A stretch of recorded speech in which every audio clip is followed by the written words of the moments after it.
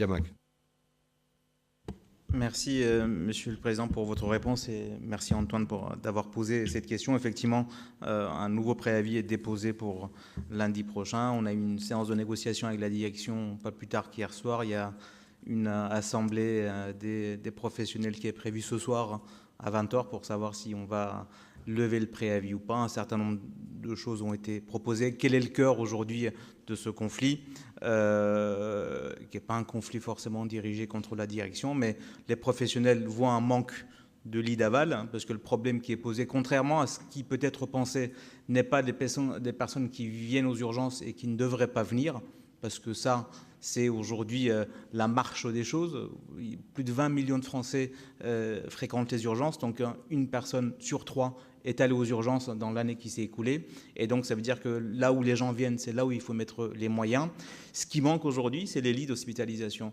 Le CHU de Strasbourg a vu 70 lits fermés pour pénurie de personnel soignant, effectivement avec une conjecture très très défavorable, plus de 100 postes aujourd'hui vacants et pas de perspective avant les prochains recrutements qui viendraient en juillet et en décembre, et donc une perspective très difficile d'ouvrir des lits avant le mois de juillet.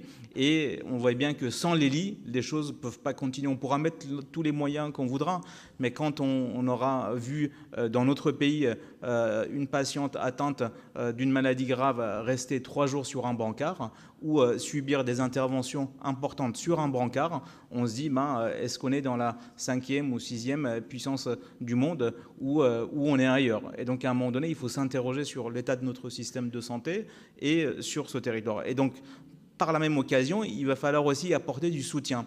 J'aimerais dire ici, je l'ai dit lors d'une autre question qui avait été posée ici même en fin d'un conseil, c'est qu'il a été difficile de vivre pour le personnel soignant tout le soutien qui a été apporté au secteur privé de santé, et je ne dis pas qu'il ne faut pas de soutien au secteur privé, alors qu'en même temps, les agents des US étaient en souffrance et que personne n'est venu les voir au moment de la grippe, au moment où les pics étaient le plus haut, personne n'est venu les voir pour dire merci du travail qui est fait, on vous soutient, on est derrière vous, alors qu'au même moment, le président du conseil de surveillance des US, donc en l'occurrence le maire de Strasbourg, a fait un courrier avec le député Wasserman pour soutenir la clinique Grénin. Ces choses-là ont été mal vécues. Et je pense que je l'ai déjà dit, mais je le redis ici, il faut que ce soit entendu. Quand on est à la tête du conseil de surveillance des US, il va falloir aussi être politiquement en soutien de ces agents-là. Je rappelle que c'est 11 000 salariés, je rappelle que c'est une force économique aussi, c'est aussi des emplois et c'est aussi de l'investissement économique sur le territoire. Il n'y a pas que le secteur privé qui amène l'investissement,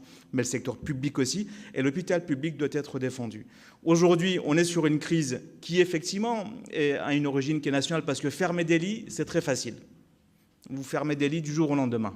Par contre, une fois que vous avez décidé de les rouvrir, il faut aller embaucher les médecins, il va falloir embaucher le personnel soignant, et vous voyez que c'est bien plus difficile.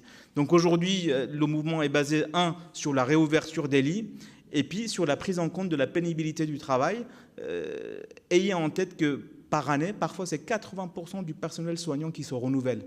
Dans quelle entreprise ou dans quelle administration, si 80% du personnel venait à partir d'une année sur l'autre, on ne se poserait pas la question sur la pénibilité du travail qui a lieu. Et je ne parle pas de la souffrance des patients. Donc vous voyez que le problème, il est structurel.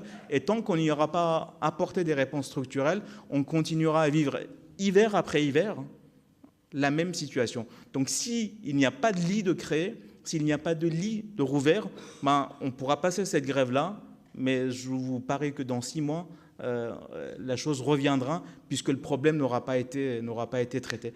Et pour terminer, aujourd'hui, on est sur des grèves ponctuelles, effectivement, mais le personnel aujourd'hui n'écarte pas la possibilité, parce qu'il y a le même mouvement à Paris, il y a le même mouvement à Lyon, il y a le mouvement à Mulhouse qui est parti, à Angers, dans d'autres villes, et ça prend une ampleur nationale. Et l'hypothèse d'une grève illimitée, aujourd'hui, n'est pas écartée aux urgences des US, et une grève illimitée qui porterait peut-être sur une grève des admissions, c'est-à-dire que s'il n'y a pas de lit, il n'y a pas de lit.